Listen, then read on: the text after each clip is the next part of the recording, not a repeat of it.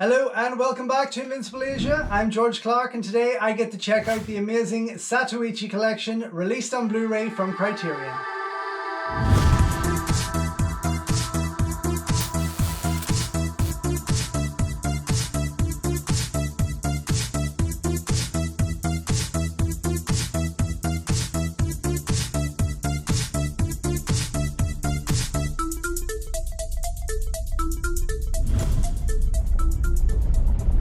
Don't forget folks, before we go any further, if you haven't already, please subscribe to the channel, like the video, ring the bell and all that jibber jabber, and thank you very much for supporting Invincible Asia.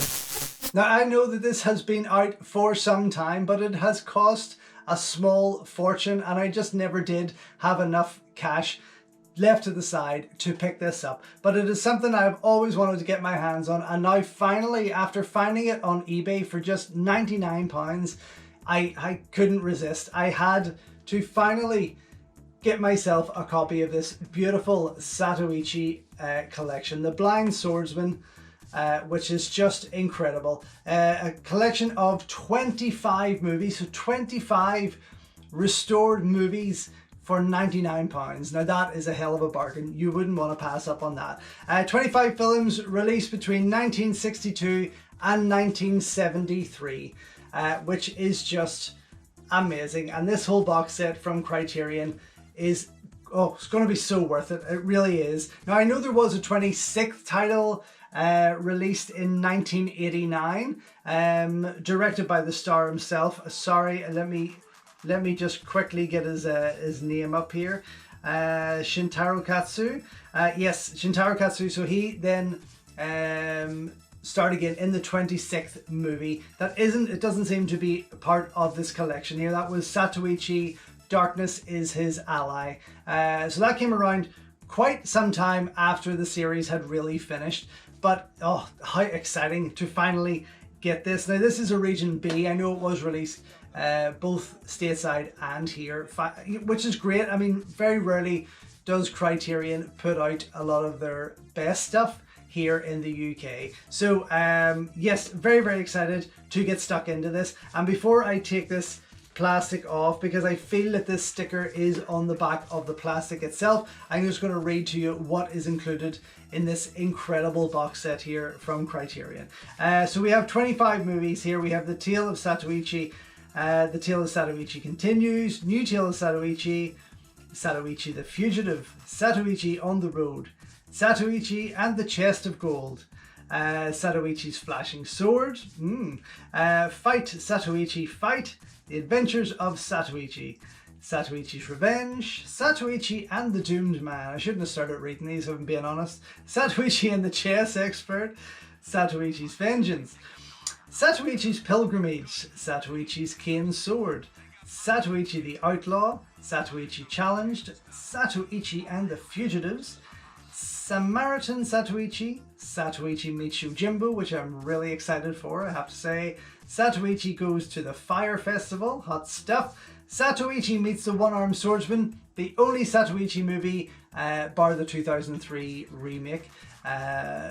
That is the only one I have on DVD, which is brilliant, and I'm really excited to see what the difference is with this, whether it is one ending or another. Zatoichi at Large, Zatoichi in Desperation, and Zatoichi's Conspiracy.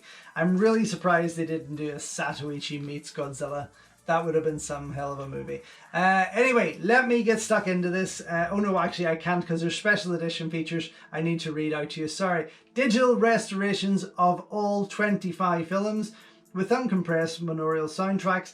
The Blind Swordsman, a 1978 documentary about Zatoichi portrayer and filmmaker Shintaro Katsu, along with an interview with its director, Jonathan Nathan, an interview with Asian film critic Tony Raines, trailers for all 25 films, plus a book featuring an essay by critic Jeffrey O'Brien, synopsises of the films by critic, novelist and musician Chris D, The Tale of Zatoichi, the original short story by Kan Shimozawa, and 25 illustrations inspired by the films by 25 different artists. Now that is pretty friggin' incredible. I loved the Criterion release of Lone Wolf and Cub. It was a fantastic collection. I have loved a lot of Criterion releases, but this is the one I've really been dying to get my hands on, and I can't wait any longer. I have to watch these movies. So even though I'm sharing this with you now, it's going to take me some time to really get through all of these to come back and give you a fair assessment. Now, I may not do that. I may not go through all 25 films to basically, you know, share that with you, because that's going to make one hell of a lengthy video. I will, however, watch as much as I can, especially the special features there, and come back and share with you my thoughts on the whole thing as a set and as a collection. But here we have it. This is the complete piece. 25 films of this infamous blind masseuse and swordsman, which is just incredible. I am so nervous about bringing this. Oh my god. Wow. Oh my god, this is just amazing. Good solid box there though, I have to say. Absolutely well protected. Wow. Okay, so here we have what I've slid out there is the book and the collection of movies. I'm so stuck. I'll show you the cover. Oh fuck. I'll show you the cover of the book first. As you can see, beautifully designed. I mean, absolutely gorgeously designed here. I don't want to break the spine on this just yet, but that's it. Full spread. Wow. I mean, that is just fecking gorgeous. Absolutely gorgeous. Let me have a quick look through here. Oh my word. What a gorgeous book. This is beautifully printed. Love that gold. Wow, what a touch. 90 pages in here. Wow. I mean, I'm going to flick through it. I cannot show you every page. It's just going to take far too long. But this is just brilliant. What a write-up. Very nice. What a mix of illustrations as well. This is beautiful. Wow. Everything about it. I mean, I am going to take more time to myself to get through this, but there's a lot going on here. Love the mix of illustration styles. It really is just incredible to see, and reminds me so much of the Arrow Shawscope sets. So obviously they used a lot of different artists for each of their movies there, and they all had their own page. But this is great. What a wonderful mix. Absolutely stunning, gorgeous. And then the Tale of Zatoichi there, the original short story. Very nice. That is an absolutely tremendous book, and I really cannot wait to get stuck into that. Gorgeous, gorgeous, gorgeous, gorgeous. I mean, this book is just frigging stunning. Absolutely gorgeous the whole way around. The artwork is beautiful. The colors are gorgeous. It is so beautifully put together. Very much reminds me of the Shawscope books, or release, sorry, that had the same idea. You've got that thick card with the Blu-ray discs contained within there, and some artwork on each side of it there. I quite like the size of this though. It is much more manageable in comparison to the Shawscope sets, which were quite massive and very heavy. But this is just something else. Absolutely beautiful. I love this gold running through it. Okay, let's try and get in here. I think there's about 8, 9, 10 discs here, which I'm thinking just hold multiple copies of certain amounts of movies on there. So opening up with that gold tone for the title, Zatoichi, the Blind Swordsman, which is wonderful. Then we have here on the first disc, yep, we have got 3 movies. The Tale of Zatoichi, The Tale of Zatoichi Continues, which is that was kind of like the rush sequel, because the first one was such a surprise hit. They just kind of hurried into that. And number 3, The New Tale of Zatoichi. Of course, it did become one of Japan's, if not Japan's, longest running film series there. Disc 2, we have got 3 more on there. Zatoichi the Fugitive, Zatoichi on the Road, and Zatoichi and the Chest of Gold. This is gorgeous. Really digging this. Like, it is stunning. There we have then disc 3. We have got Zatoichi's Flashing Sword, Fight, Zatoichi Fight, and the 9th films, The Adventures of Zatoichi from 1964. Gorgeous. Wow, I love that blue and white is just stunning. The 10th film, Zatoichi's Revenge, followed by Zatoichi and the Doomed Man, then Zatoichi and the Chess Expert. Very nice. Oh, look, this is just fucking lovely. Next one, we have got 3 other movies there. Zatoichi's Vengeance, Zatoichi's Pilgrimage, and Zatoichi's Cane Sword. Wow. Oh my god, this is just beautiful. Look at that. Black and gold is gorgeous. Zatoichi the Outlaw, number 16 of the series. Zatoichi Challenged and Zatoichi and the Fugitives, number 18 there. That's beautiful. I love that gold and black. Then followed by, on the next disc, we have Samaritan Zatoichi. Then Zatoichi Meets Yojimbo, which I'm really dying to see. Zatoichi Goes to the Fire Festival. Then another beautiful blue page here. We have Zatoichi Meets the One-Armed Swordsman, which I'm very excited for, as I said. The 23rd film was Zatoichi at Large. The 24th, Zatoichi in Desperation. And then here on the last page, which is gorgeous, we have got Zatoichi's Conspiracy, the final film of the series there until, as I mentioned before, that 1989 film, Zatoichi Darkness is His Ally. And then with this, we also have got the supplements on here, as you can see. But I really love what they have done with this. And then that final flip over there just gives us another print of the name, which is gorgeous.